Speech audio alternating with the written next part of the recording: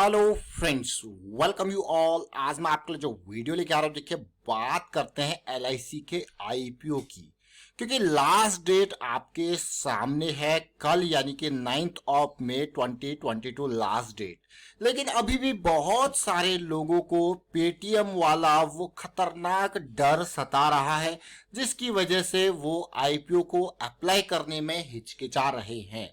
तो क्या वो डर, उस डर का और एलआईसी के आईपीओ का, दोनों का कोई रिलेशन है या नहीं? क्या यहां पे भी डरना चाहिए? मार्केट की कंडीशन वैसी आपको काफी खतरनाक और डरावनी ऑलरेडी लग रही है। तो चलिए सारी डिटेल्स को समझने की कोशिश करते हैं इस छोटे से वीडियो में। और आगे बढ़ने से पहले मैं आपको बता दूं, अगर आपने अब तक चैनल को सब्सक्राइब नहीं किया तो जल्दी से सब्सक्राइब कर ले, बेल आइकन को प्रेस कर ले, जिससे आपको नोटिफिकेशन आती रहेगी। और आईपीओ अप्लाई करने के लिए डीमैट अकाउंट बहुत जरूरी होता है, तो जल्दी से जाइए, वीडियो के डिस्क्रिप्शन में लिंक दिया, उस पर क्लिक करके अपना डीमैट अकाउंट ओपन कीजिए, तभी आप आईपीओ में अप्लाई कर पाओगे।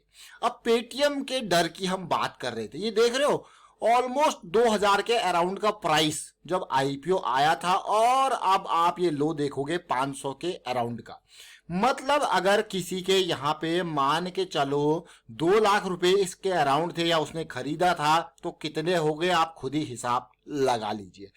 एक मंथ नहीं बल्कि 1 2 3 4 5 6 महीने लगातार ये टूटता रहा और आसमान से जमीन पर आ गिरा। लेकिन हम बात करेंगे एलआईसी के आईपीओ की। इसके साथ अगर पेटीएम के आईपीओ को आप देखोगे तो इस कंपनी ने कभी कोई प्रॉफिट दिखाया ही नहीं था। उम्मीद जरूर दिखाई थी, लेकिन जो नंबर्स हैं वो कभी प्रॉफिटेबिलिटी वाले यहाँ पे दिखे ही नहीं थे। इसीलिए वो जो आप देख रहे हो बड़ी गिरावट, वो क्लियरली देख पा रहे हो। लेकिन ठीक अपोजिट अगर मैं एलआईसी के आईपीओ की बात करूं तो आप हैरान हो जाओगे।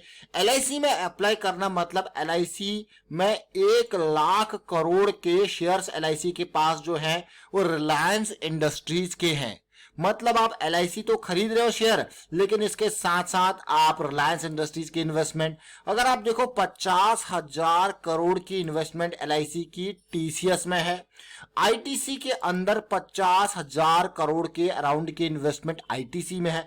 इसके अलावा अगर आप देखोगे जो Infosys, State Bank of India, ICICI bank, LNT, Hindustan Unilever, IDBI bank, HDFC bank, मतलब जितने भी बड़े नाम इंडियन स्टॉक मार्केट में है उसमें एलआईसी की जबरदस्त हिस्सेदारी है।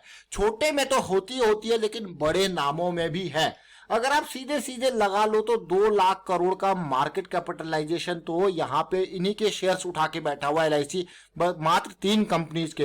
इन सबको जोड़ दोगे तो उनका हिसाब किताब अलग है। अब आप कहोगे यार फिर तो एलआईसी एक सेफ है, कहाँ पेटीएम की हम बात कर रहे हैं, कहाँ एलआईसी की हम बात कर रहे हैं। दूसरा एक और लॉजिक आपको देता हूं, देखिए सरकार मात्र 3.5% की हिस्सेदारी बेच रही है, तो मतलब कुछ तो यहाँ पे पॉजिटिव होगा जो मात्र इतना ही बेचा जा रहा है। देखिए आने वाले टाइम पे सरकार इसमें और हिस्सेदारी बेचने की कोशिश करेगी।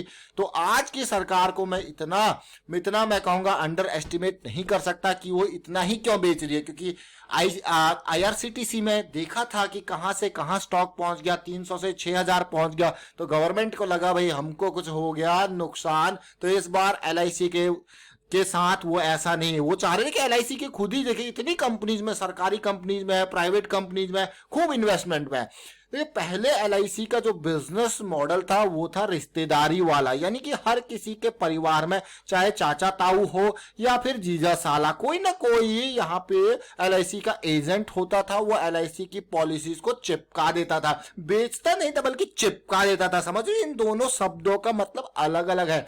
बेचना तो एक बात होती है मार्केटिंग वाली, लेकिन वो चिपकाना अलग बात होती है, मतलब जबरदस्ती आपको लेनी ही होती थी। बट अब तसल्ली से समझिए, जैसे जैसे यहाँ पे फैमिलीज न्यूक्लियर होती गई पिछले 15 से 20 सालों के अंदर, एलआईसी पे आपको लग रहा होगा पुराना प्रीमियम तो आ रहा है, लेकिन जो ग्रोथ है वहां पे जो है वो ठप्पा लगता हुआ दिख रहा है, क्योंकि अब लोग इंश्योरेंस और इन्वेस्टमेंट को अलग अलग तरीके से, अलग अलग नजरिए से और डिफरेंट ब्रैकेट्स में रखने लग गए हैं। समझ लीजिए इस बात को। आगे बात करते हैं, देखिए अब समझ रहे हो। लेकिन एलआईसी का जो कमाई का तरीका है वो कमाई का तरीका ये मार्केट से अच्छा खासा यहाँ पे जो कमाई है, क्योंकि एलआईसी के पास ऑलरेडी बहुत पैसा है, बहुत मींस बहुत ज्यादा पैसा है। तो एक मान के चलिए पैसों का एक समंदर है, एक समंदर है, और इसी पैसे को ये प्रोसेस करके और पैसा बनाता है। तो पेटीएम तो छोड़िए, पेटीएम तो दूसरे से पैसा लेके अपने बिजनेस को सेटअप कर रहा है।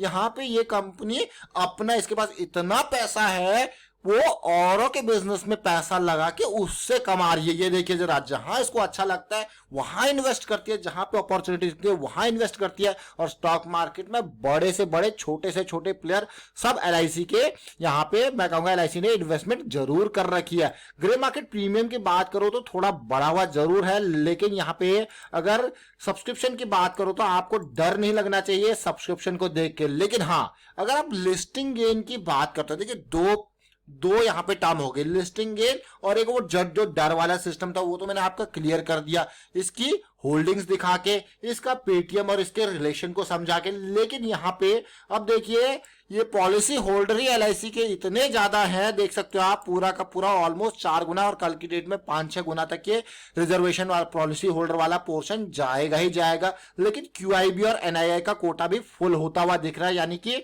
कल की लास्ट डेट को ये एक्ट होते हैं। तो मुझे ऐसा लगता है कि हाँ, कल ये धड़ल्ले से आएंगे और इनका जो नंबर है वो बढ़ेगा, तो टोटल सब्सक्रिप्शन इसका लिस्टिंग गेन के एलिजिबिलिटी क्राइटेरिया तक पहुंचता हुआ दिख सकता है। क्योंकि 21,000 करोड़ का जो इशू ये है वो मात्र 3 और 3.5% का, यानी कि गवर्नमेंट आगे आने वाले टाइम पे और यहाँ पे फिर फॉलो अप ऑफरिंग लेके आएगी। तो इसीलिए गवर्नमेंट चाहेगी कि यहाँ पे और अच्छे से ये सब्सक्राइब हो। तो ये खुद देख लीजिए आप, आपके मन में क्या डिसीजन है, क्या डर आपके मन में अभी भी है।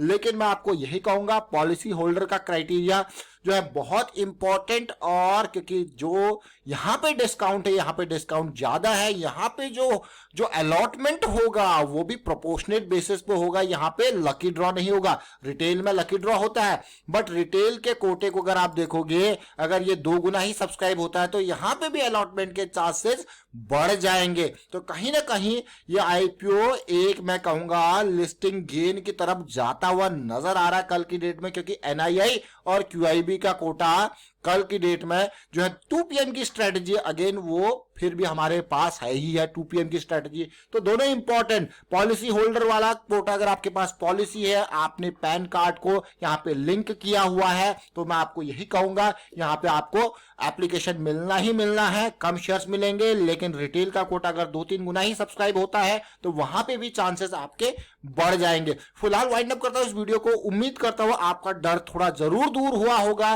पेटीएम वाला जो खौफ था वो निकला होगा आपके दिमाग से। और एलआईसी ये मान के चलिए कि अपने आप में एक स्टॉक मार्केट है, एक एक्सचेंज है। मैं आपको क्यों कह रहा हूं वो आप समझ गए होंगे।